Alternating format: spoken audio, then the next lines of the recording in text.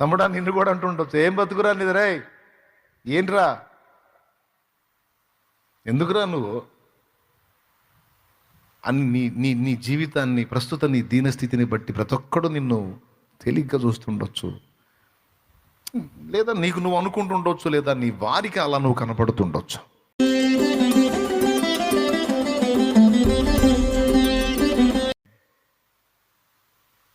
నన్ను గూర్చి లోకమునకు ప్రచురపరచునట్లు నా చిత్తమెరిగి నా ఆలోచనలు ఎరిగి నడుచుకునే బిడ్డలు ఎవరున్నారు, ఎక్కడున్నారు అని దేవుడే వెతుకుతున్నాడట.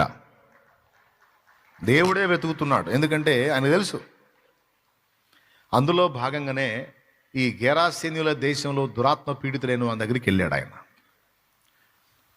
100 మంది కోసం వెళ్ళాలా, 1000 మంది కోసం వెళ్ళాలా, ఒక్కడి కోసం వెళ్ళాడు.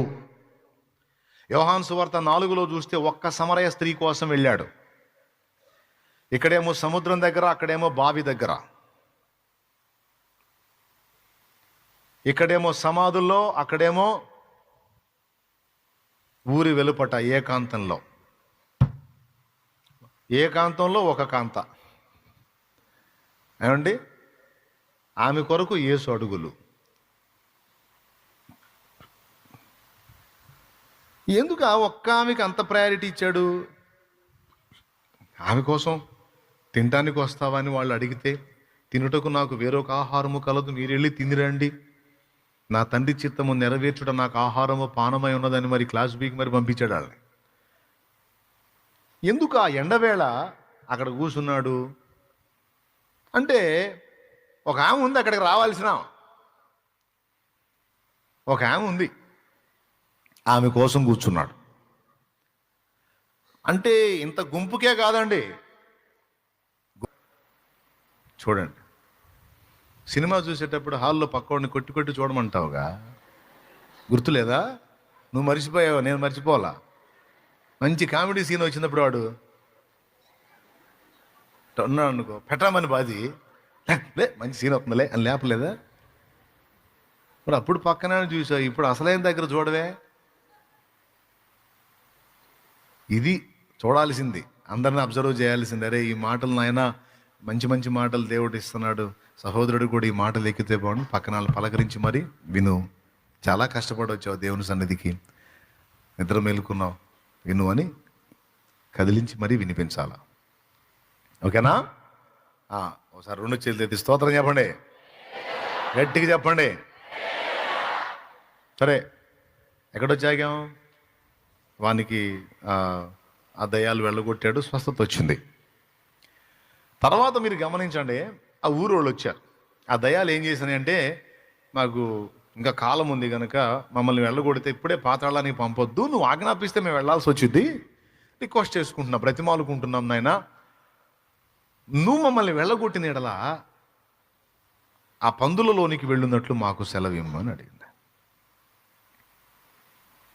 అవి ప్రశాంతంగా మేస్తున్నాయి, ఆ సముద్ర పొడ్డున ఏదో చెత్తా చెదారం మేస్తున్నాయి.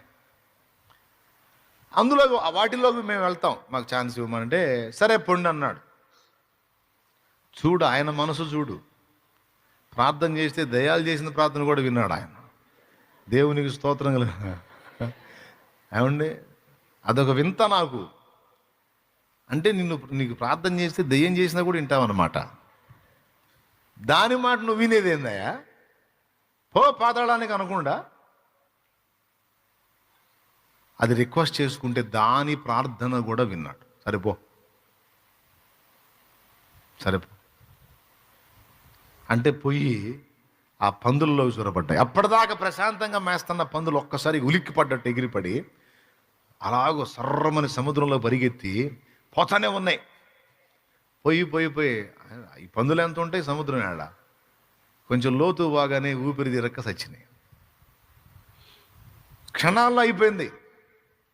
అక్కడున్న ప్రశాంత వాతావరణం అంతా భీతావాహంగా మారిపోయింది. ఆ పందులు మేపుతున్నాడు చూస్తా ఉండగానే ఏం జరిగిందో అర్థం కాల. ఉలిక్కి పడి పరిగెత్తినాయి. ఒకటి కాదు, మొత్తం ఇంచుమించు 2000 గుంపంట. మరి ఆ ఊరోళ్ళు అదే కంపెనీ పెట్టుకున్నారు ఏమో నాకు తెలియదు. మరి 10-15 పందులకే మహారాచ, అలాంటిది 2000 పందులు గుంపంట. అందులో దాన్ని మేపేవాళ్ళు ఏదో గొర్రెల్లాగా. అంత గుంపు పోయి ఒక్కసారిగా సముద్రంలో పడి చచ్చిపోయింది. ఇట్లా జరిగింది. చచ్చిపోతాడు అనుకున్నాడేమో, ప్రశాంతుడయ్యాడు, వస్త్రాలు కట్టుకున్నాడు.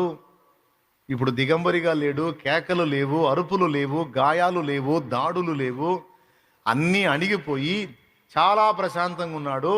ప్రశాంతంగా మేస్తున్న పందులేమో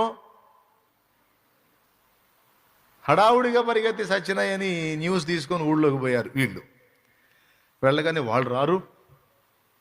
వాళ్ళు వచ్చి, బోధకుడా, ఊరి పొలిమేరలోనే మాకింత హడావుడైపోయింది, ఇక ఊళ్ళోకి వస్తే ఏందో పరిస్థితి, దయచేసి నువ్వు మా ఊరు రావద్దని వాళ్ళు అడిగారు. వాళ్ళ ప్రార్థన కూడా విన్నాడు. ఇక్కడ అందరి ప్రార్థన వింటమే ఆయన పని. దేవునికి స్తోత్రం. దయ్యాలు అడిగితే సరే పోండి అన్నాడు. వాళ్ళు ఒక ప్రార్థన చేశారు వచ్చి, యేసు ప్రభువా నువ్వు మా ఇంటికి రా అన్నాడు జక్కయ్య. చేర్చుకున్నాడు జక్కయ్య ఇంటికి తీసుకెళ్ళి. వీళ్ళు తిక్కయ్యలో, ఆయన జక్కయ్య, వీళ్ళు తిక్కయ్యలు. ఆయన శుభ్రంగా ఊళ్ళోకి వస్తే ఎంత బాగుండును. బోధకుడా నువ్వు మా ఊరిలోనికి రావద్దు, ఎందుకంటే ఈ ప్రశాంత వాతావరణంలో ఇంత దారుణం జరిగింది, ఇంక నువ్వు ఊళ్ళోకి వస్తే ఇంకేం జరిగిద్దో వద్దు అని యేసు ప్రభుని రావద్దని ప్రార్థించారు. వాళ్ళ ప్రార్థన కూడా విన్నాడు. ఓకే రావద్దన్నారుగా, సరిపోండి అని పోయి దోనెక్కాడు. దోనెక్కి కూర్చున్నాడు. అమ్మయ్య రాలేకపోయింది, ఊర్లో ప్రమాదం పోయింది అనుకుని ప్రశాంతంగా వాళ్ళు వెనక్కి తిరిగారు. ఈ దురాత్మలు వదిలిపోయిన ఉన్నాడే, అతడు అన్నాడు, బోధకుడా, ప్రభువా నన్ను కూడా నీతో రాని, నేను ఇంకా ఊర్లోకి వెళ్ళను. ఎందుకంటే నా కుటుంబాన్ని వదిలేసి, నా సమాజాన్ని వదిలేసి, నేను సజీవుడై ఉండి సచ్చినోళ్ళు పాతి పెట్టబడే సమాధుల్లో జీవశ్చవమై తిరుగుతుంటే నా మీద వారికి జాలి లేదు, కనికరం లేదు. నా పరిస్థితి విషయంలో వాళ్ళకి ఏమాత్రం శ్రద్ధ లేదు. వాళ్ళకి పందులు ముఖ్యం. వాళ్ళకి ఏం ముఖ్యం? పందులు ముఖ్యం. ఆ పంది విలువ చేయనా? నేను ఎక్కువ, పంది ఎక్కువ? మరి పంది కోసం నన్ను ఇంత కార్యం చేసిన నిన్ను అవాయిడ్ చేయటం ఏంటి? కాబట్టి ఈ పంది ప్రేమికులు, ఈ పిగ్ లవర్స్ నాకొద్దు. నాకు నిజ ప్రేమికుడు నా కోసం వచ్చి నన్ను బాగు చేశావు, నా జీవితానికి అర్థం పరమార్థం ఇచ్చావు. సిగ్గు ఎరగని స్థితిలో నేను గాయపరుచుకొని ఇట్లా అయిపోయిన నన్ను బాగు చేసి మనిషిని చేశావు. ప్రభువా నీతోనే వస్తానయ్యా అన్నాడు. వాని మనసు చూడండి, వాని మనసు చూడండి అండి.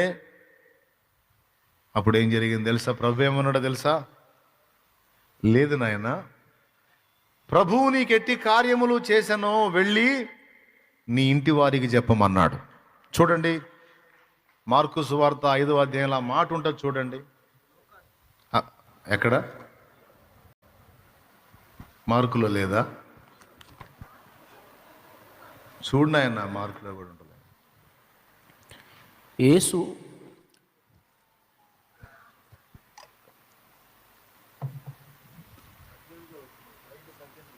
మార్కు సువార్త 5వ అధ్యాయం 18వ వచనం నుంచి ఆయన దోణ ఎక్కినప్పుడు దయ్యములు పట్టినవాడు ఆయన యొద్ద తన్నుండనిమ్మని ఆయనను బతిమాలుకొనెను గాని ఆయన వానికి సెలవీయక, నీవు నీ ఇంటి వారి యొద్దకు వెళ్ళి ప్రభువు నీ యందు కనికరపడి నీకు చేసిన కార్యములన్నిటినీ వారికి తెలియజెప్పు. ప్రభువు నీ యందు కనికరపడి నీకు చేసిన కార్యములన్నిటినీ వారికి తెలియజెప్పమని. ఆశ్చర్యం ఏంటంటే ఊరోళ్ళు వచ్చారు కానీ ఇంటోళ్ళు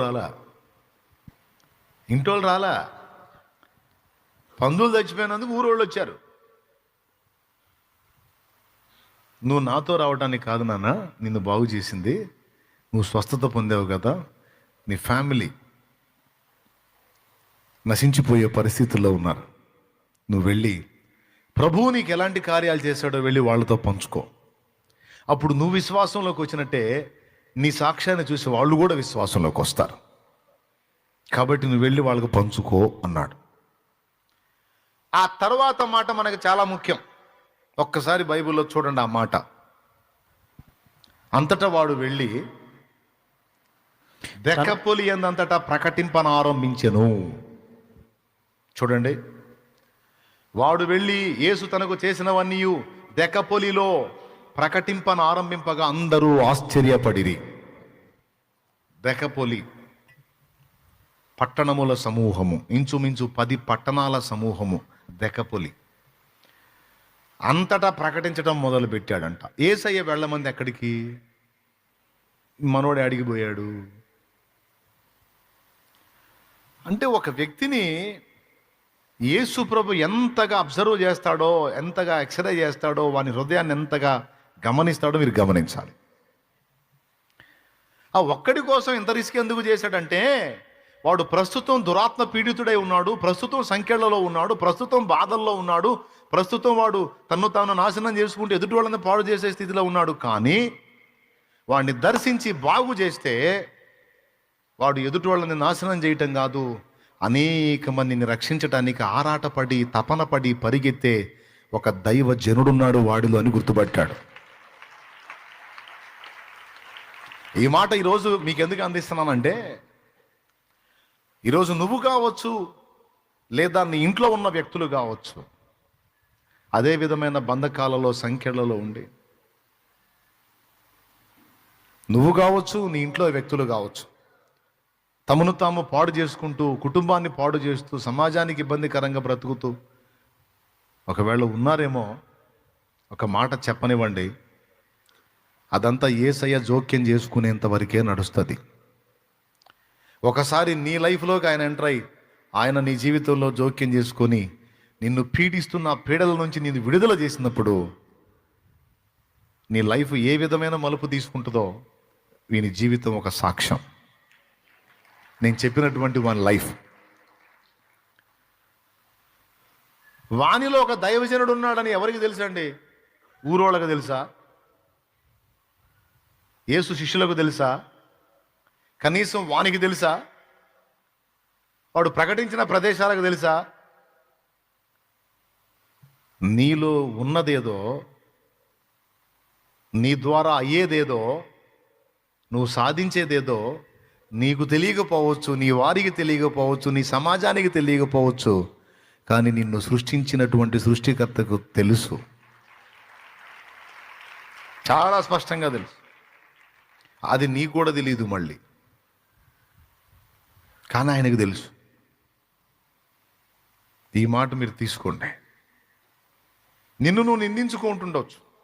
నీ దీనస్థితి అధోగతి చూసి, ఛీ, నాలంటోడు ఒకడు పుట్టడం అవసరమా, నాకు ఈ బతుకు అవసరమా, నేను అనుభవిస్తున్న ఈ బాధలు నాకు అవసరమా, ఏంది నా జీవితం, అర్థం లేదు అని ఏవేవో అనుకుంటున్నావో నువ్వు ప్రస్తుతం నువ్వు ఉన్న పరిస్థితులను బట్టి.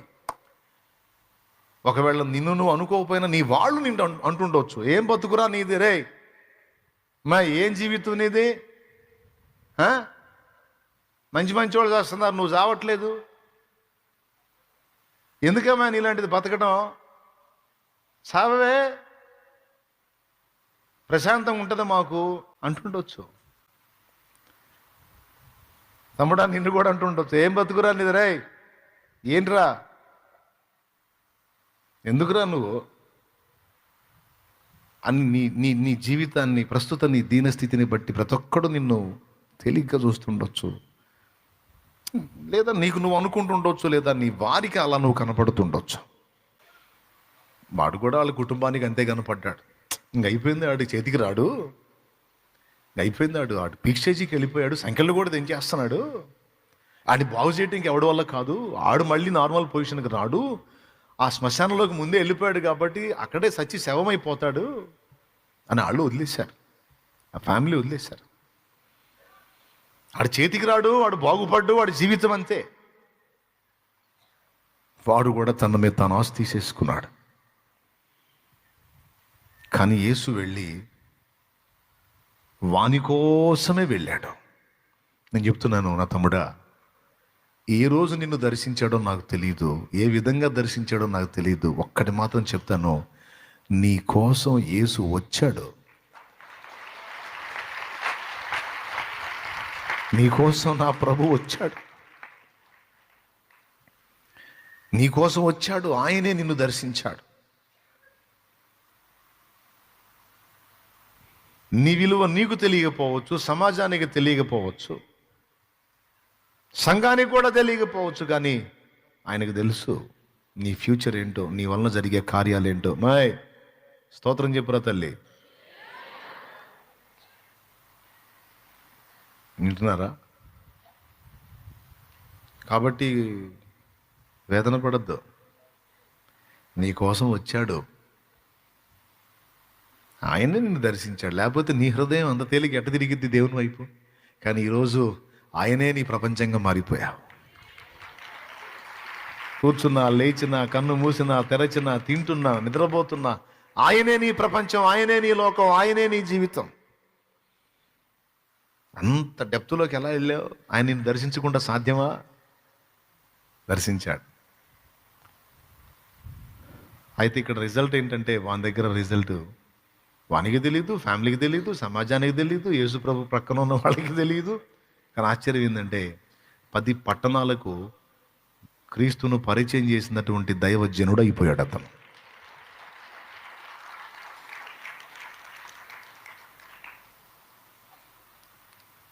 నీ భవిష్యత్తును దేవుడు ఎలా డిజైన్ చేశాడో, నీ చరిత్ర ఏ మలుపు తిప్పబోతున్నాడో ప్రస్తుతం నీకు అర్థం కాకపోవచ్చు. మున్ముందు రోజుల్లో ఒకటొకటిగా నీకు అర్థమైద్ది. నువ్వేం కలవరపడద్దు, ఏం కృంగిపోవద్దు, ఏం నిరుగారిపోవద్దు. జీవితం మీద విరక్తి పెంచుకొని ఏదేదో ఆలోచనలు నువ్వు చేసుకోవద్దు, అవసరం లేదు.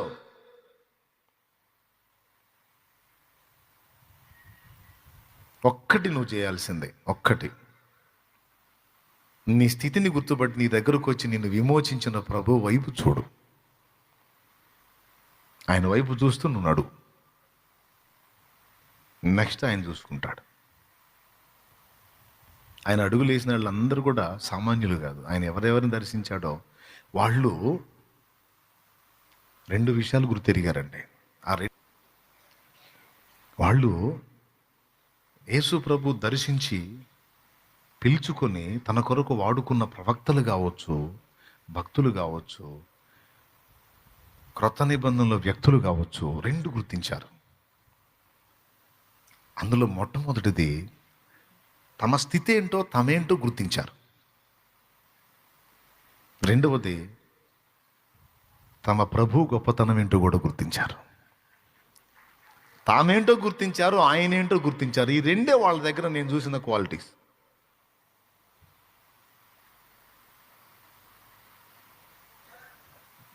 వీడిని చూస్తే తన స్థితి ఏంటో తను మర్చిపోలా. ఏ స్థితి నుంచి తను ప్రభు రక్షించాడో అది గుర్తుపెట్టుకొని తన స్థితిని ఎరిగి, ప్రభువుని ఎరిగి పరిచర్య చేశాడా? సమరయ స్త్రీ కూడా నేను చేసినవన్నీ, నాతో చెప్పినవన్నీ మీకు చూపిస్తారండి.